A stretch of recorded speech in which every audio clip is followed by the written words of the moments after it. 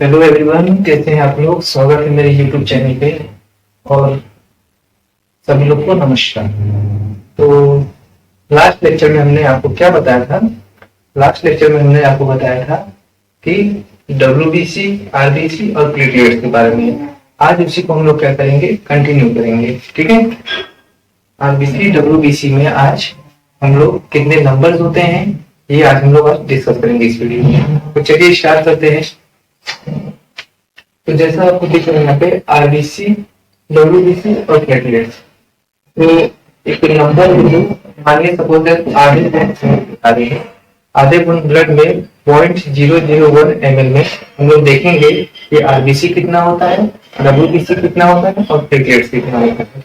पूरे बॉडी में ब्लड जितना है उसके लिए नहीं, केवल 0.001 ml जो है उसके लिए हम लोग देखेंगे कि आरबीसी में कितने नंबर्स होते हैं। तो आरबीसी मानिए, आरबीसी में कितने होते हैं नंबर, वो होते हैं 4.5 से लेकर 5.5 मिलियन। आरबीसी में जो नंबर होता है आधे खून के लिए हम लोग बताते हैं कि आरबीसी में कितने नंबर्स हैं। तो आरबीसी में जो है 4.5 से लेके 5.5 मिलियन तक आपके ये नंबर्स होते हैं। अब आप ये हमें बताइए 1 मिलियन में कितने लाख होते हैं। 1 मिलियन में कितने लैक्स होते हैं, तो 1 मिलियन में होता है 10 लाख। तो आपको अच्छे से पता है कि जो आरबीसी है वो 4.5 से लेके 5.5 मिलियन है। तो इसका मतलब है कि 45 से लेके 55 लाख के बीच में आरबीसी होगा आधे खून के लिए। ठीक है, 0.001 ml में। उसी तरीके से देखिए डब्ल्यूबीसी, डब्ल्यूबीसी में आपका कितना होता है। डब्ल्यूबीसी में जो है आपका ये होता है 4.5 से लेके 11,000 तक। कितना होता है, 4.5 से लेके 11,000। क्या डब्ल्यूबीसी पूरे होल बॉडी के लिए बताया जा रहा है, पूरे होल बॉडी में जितना हमारा ब्लड है उसके लिए? जी बिल्कुल नहीं। 0.001 ml में हम लोग देख रहे हैं कि आरबीसी, डब्ल्यूबीसी और प्लेटलेट्स कितना है। तो आधे खून ब्लड में हम लोग देखते हैं कि डब्ल्यूबीसी जो है 4.5 से लेके 11,000 के बीच में नंबर्स होते हैं। उसी तरह प्लेटलेट्स जो है, प्लेटलेट्स में हमें कितना नंबर पाया जाता है, तो उसमें भी हम लोग आधे खून के लिए 0.001 ml में देखेंगे तो 1.5 से लेके 4.5 लाख के बीच में आपको ये मिलेगा नंबर्स प्लेटलेट्स। तो हमने आपको बताया आरबीसी, डब्ल्यूबीसी और प्लेटलेट्स में 0.001 ml में कितने नंबर्स पाए जाते हैं, ये हमने डिस्कस किया। तो क्या बात अब ये आती है कि मेल और फीमेल में जो आरबीसी है वो दोनों बराबर होंगे कि नहीं होंगे। जो मेल है और फीमेल है दोनों में जो प्लेटलेट है, सॉरी आरबीसी है, क्या वो इक्वल होंगे? जी नहीं, बिल्कुल भी नहीं। फीमेल में आपका 4.5 से लेके 5 मिलियन पाया जाता है। फीमेल में आपको 4.5 से लेके 5 मिलियन में आपका पाया जाता है आरबीसी जो होते हैं। मेल में आपके 5 से 5.5 मिलियन पाए जाते हैं। ये आधे खून के लिए बता रहे हैं। ठीक, तो फीमेल में आपका 4.5 से लेके 5 मिलियन में पाया जाता है और मेल में जो है 5 से लेके 5.5 मिलियन। अब आप देख रहे हो कि फीमेल से ज्यादा है मेल का एज कंपेरिजन। ओके, मेल में जो है आरबीसी ज्यादा है फीमेल के कंपेरिजन में। ऐसा क्यों? ऐसा इसलिए होता है कि जो मेल की हाइट होती है और वेट होता है वो ज्यादा होता है फीमेल से। तो यही रीजन है कि जो आरबीसी है वो मेल में ज्यादा होता है as comparison to female. Okay, तो आपको इसमें दिख रहा होगा, अगर आपसे पूछे आरबीसी जो है मेल और फीमेल में एवरेज कितना होगा, what is the average in RBC of male and female. तो आरबीसी जो है वो मेल और फीमेल में एवरेज कितना होगा, तो एवरेज जो है वो 5 मिलियन। ठीक है, आरबीसी मेल और फीमेल में 5 मिलियन होती है। समझ में आ गया?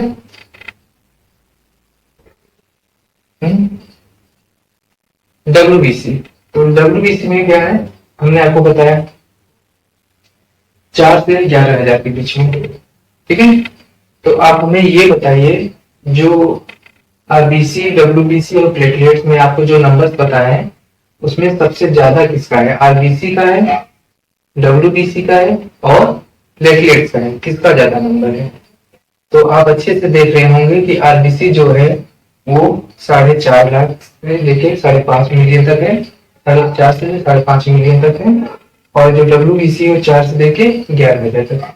मैक्सिमम किसमें होगा, आरबीसी में ज्यादा नंबर होंगे, ठीक है। मिनिमम किसमें होगा, डब्ल्यूबीसी में। ठीक।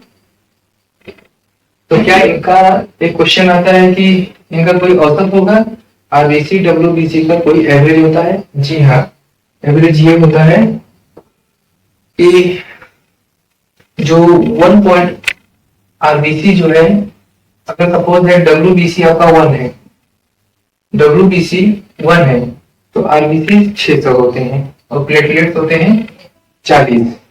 जो आरबीसी होता है वो 600 होता है, अगर डब्ल्यूबीसी 1 हुआ तो प्लेटलेट्स 40 होते हैं। मैं फिर से रिपीट करता हूं, अगर डब्ल्यूबीसी 1 है तो आरबीसी जो है वो 600 होता है और प्लेटलेट जो होते हैं वो 40 होते हैं। तो आप कहेंगे कैसे, नहीं समझ में आया तो सपोज दैट मानिए अगर डब्ल्यूबीसी 7,000 है, डब्ल्यूबीसी हमारा 7,000 है, तो 7,000 जब है तो आरबीसी यहाँ पे कैसे पता चलेगा कितना है। तो आपको अच्छे से पता है जब एक डब्ल्यूबीसी है तो आरबीसी 600 होता है। तो 7,000 का डब्ल्यूबीसी है तो 600 में मल्टीप्लाई कर दीजिए। तो 7,000 को 6 से जब मल्टीप्लाई करेंगे 600 से तो आपका आएगा 42 लाख। इसका मतलब है 4.2 मिलियन। क्लियर। अगर 7,000 को 600 से मल्टीप्लाई करेंगे तो आएगा हमारा 4.2 लाख, सॉरी 4.2 मिलियन। अगर आपसे पूछता है प्लेटलेट अगर 7,000 है तो बताइए, नहीं अगर आपसे पूछता है डब्ल्यूबीसी अगर 7,000 है उसमें प्लेटलेट कितने होंगे, तो डब्ल्यूबीसी आपका जो है 7,000 है, उसमें आपको पता है एक डब्ल्यूबीसी में 40 प्लेटलेट होते हैं। तो 7,000 डब्ल्यूबीसी में 40 को मल्टीप्लाई कर दीजिए, आपका आ जाएगा 2.8 लाख। ठीक है।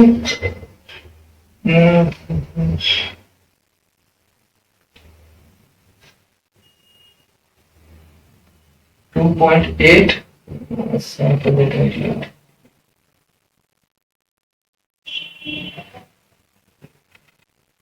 2.8 नहीं होगा, 2.8 मिलियन होगा यहाँ पे।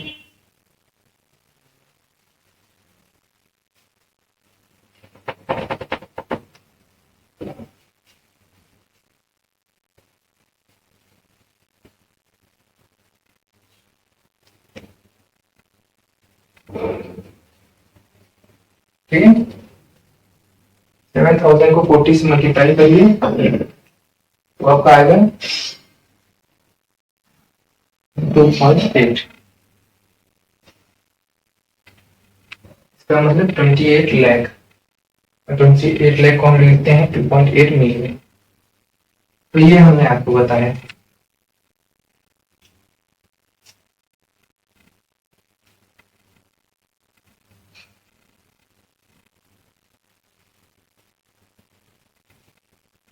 अब हम लोग पढ़ते हैं फंक्शन, आरबीसी डब्ल्यूबीसी और प्लेटलेट। तो आरबीसी और डब्ल्यूबीसी और प्लेटलेट से फंक्शन कुछ इस तरीके से है, जैसे आरबीसी डब्ल्यूबीसी और प्लेटलेट्स। तो आरबीसी जो है ये क्या होता है, पहले तो आरबीसी रेड कलर का क्यों होता है, ये क्वेश्चन आता है कि आरबीसी रेड कलर का क्यों होता है। आरबीसी जो है ये रेड कलर का इसलिए होता है कि इसमें जो है एक प्रोटीन पाया जाता है जिसका नाम है हेमोग्लोबिन। उस हेमोग्लोबिन की वजह से जो है ये हमारा आरबीसी जो है रेड कलर का होता है। समझ में आया। आरबीसी अगर आपसे पूछता है कोई कि ये रेड कलर का क्यों होता है, तो आपको बोलना है ये कि आरबीसी में एक प्रोटीन पाया जाता है जिसका नाम है हेमोग्लोबिन, और हेमोग्लोबिन की वजह से जो है ये रेड कलर का होता है। क्लियर है। तो अब आप मुझसे पूछेंगे हेमोग्लोबिन क्या होता है, तो हेमोग्लोबिन होता क्या है, HAEM, हेम। आप हेमोग्लोबिन जो है 2 वर्ड से मिलकर बना है।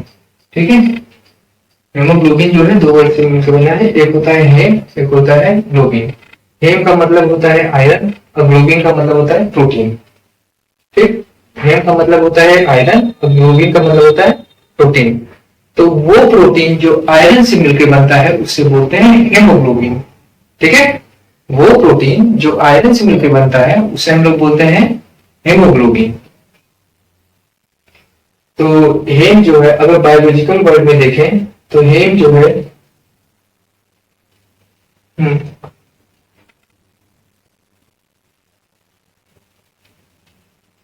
हेमोग्लोबिन। ठीक है, हेमोग्लोबिन आपको पता चल गया ना, प्रोटीन और आयरन से मिलकर बना है आपका। वो प्रोटीन जो आयरन से मिलकर बनता है उसे बोलते हैं हेमोग्लोबिन। और हेम जो है अगर बायोलॉजिकल वर्ड में देखेंगे तो ये जो हेम है वो रूट वर्ड है। केमिस्ट्री अगर शब्द में केमिस्ट्री में देखेंगे हम लोग तो हेम का मतलब होता है आयरन। ठीक है, उसी तरह WBC है हमारा। तो WBC हमारा क्या काम करता है, WBC की वजह से आज हम सब लोग जिंदा हैं, नहीं तो अभी हम लोग कोरोना काल में सबके सब खत्म हो गए होते। WBC का काम ये होता है कि जो भी अगर आपको बीमारियां होती हैं उससे लड़ने की क्षमता रखती है। ठीक है, इसलिए इसका नाम है इम्यूनिटी, प्रतिरोधक क्षमता। और इसका नाम है बॉडी गार्ड ऑफ बॉडी। ये हमारे शरीर का अंग का पूरा रक्षा करता है, अंग रक्षक जिसको बोलेंगे। तो इम्यूनिटी और बॉडी गार्ड ऑफ बॉडी और सोल्जर ऑफ बॉडी, WBC की वजह से आप सब हम लोग जिंदा हैं, नहीं तो क्या होता आपको अच्छे से पता है। WBC कम है तो आप ये हमारे अंदर जो भी बीमारियां उससे लड़ने की क्षमता रखता है WBC। प्लेटलेट्स क्या होता है, प्लेटलेट्स क्या होता है, प्लेटलेट्स होता है ये रक्त को थक्का बनाने का काम करता है। प्लेटलेट्स जो होता है वो रक्त को थक्का बनाने का काम करता है। It helps in blood clotting. Okay, it helps in blood clotting. Clear?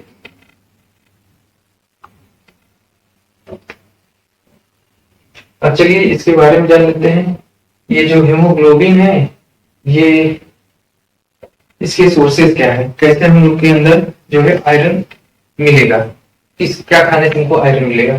तो ग्रीन वेजिटेबल्स खाइए और एप्पल खाइए, जैगरी खाइए। तो जैगरी मतलब होता है गुड़, उसमें भी आपको आयरन मिलेगा। ठीक है, अब जान देते हैं RBC, WBC और प्लेटलेट्स कब तक जिंदा रहते हैं हमारी बॉडी के अंदर, हमारे ब्लड के अंदर। ठीक है, पहले हमको ये चीज बताइए, जो RBC, WBC और प्लेटलेट्स है ये हमारे बॉडी के बाहर बनते हैं कि अंदर बनते हैं। कहीं ऐसा तो नहीं है कि दुकान पे गए और बोला कि भाई 1 किलो RBC दे दो, खा लेते हैं तो बिल्कुल नहीं होगा, है ना। तो RBC, WBC और प्लेटलेट्स आपको दुकान पे नहीं मिलेंगे, ये आपको इसके कुछ सोर्सेज होते हैं जिसको खाएंगे तो उससे मिलेंगे।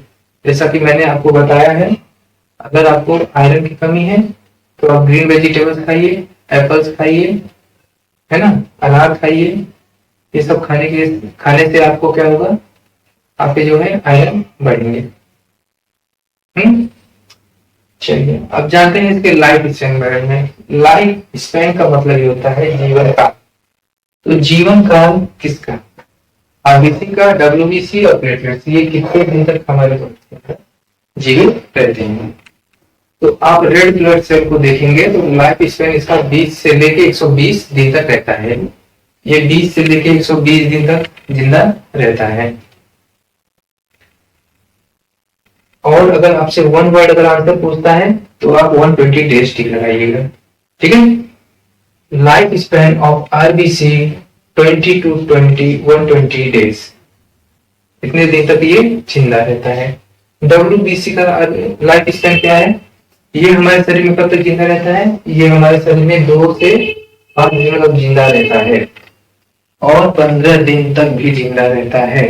अब आप बोलेंगे कि ये 15 दिन तक कैसे जिंदा रहता है भाई, तो WBC एक टाइप के नहीं होते हैं, ये 5 टाइप्स के होते हैं और जरूरी नहीं है कि पांचों एक साथ मर जाएं। पांचों एक साथ खत्म हो जाएं ऐसा जरूरी नहीं है, इसलिए जो है इसको मरने में 15 दिन भी लग सकते हैं। तो WBC का जो जीवन काल है वो 2 से 5 दिन दिया है, अधिकतर आपको यही मिलेगा 2 to 5 डेज। अगर ऑप्शन ये नहीं है तो आप 15 डेज लगाइएगा, बट मेनली जो है आपको 2 to 5 डेज प्लान रखना पड़ेगा। उसके बाद प्लेटलेट्स का जीवन काल क्या है, ये कब तक जीता है, ये है 1 हफ्ते तक जीता है, ठीक है, 1 वीक। प्लेटलेट्स का जो लाइफ स्पैन है वह 1 वीक होता है ना। चलिए कितना समझ में आया?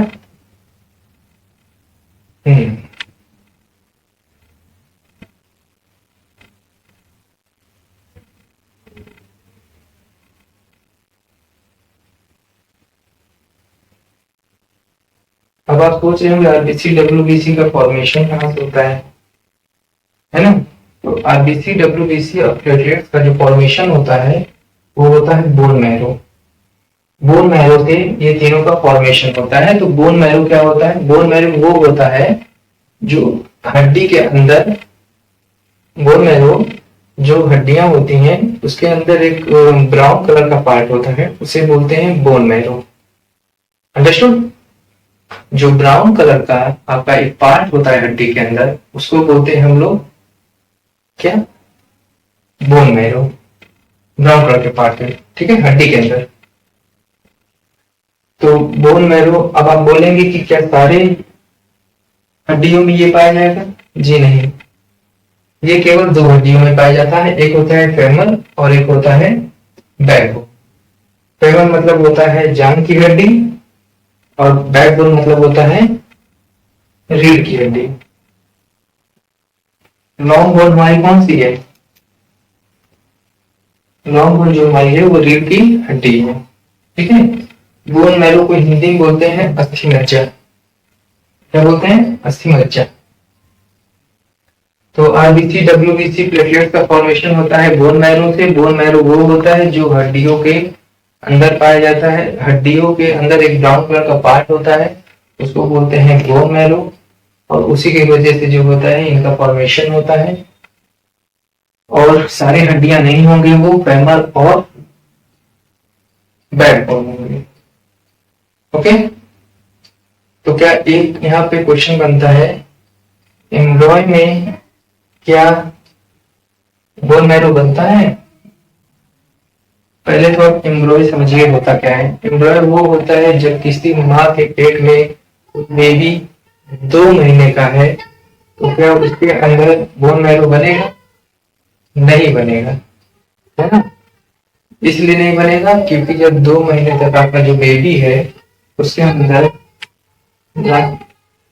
ये हड्डियां बनेंगी नहीं, और हड्डियां बनेंगी नहीं तो उसी को हम लोग एम्ब्रॉय बोलते हैं। माँ के गर्भ में जो 2 महीने का बच्चा होता है और उसके अंदर ये नहीं बनेगा हड्डियां, बोन मैरो नहीं बनता है, उसको हम लोग बोलते हैं क्या, रीढ़ की हड्डी, ठीक है। ओके, मिलते हैं नेक्स्ट क्लास में। आज के लिए इतना ही। उम्मीद करता हूँ कि आप लोग को बहुत अच्छे से समझ में आया हो। Thank you very much. जय हिंद, जय भारत।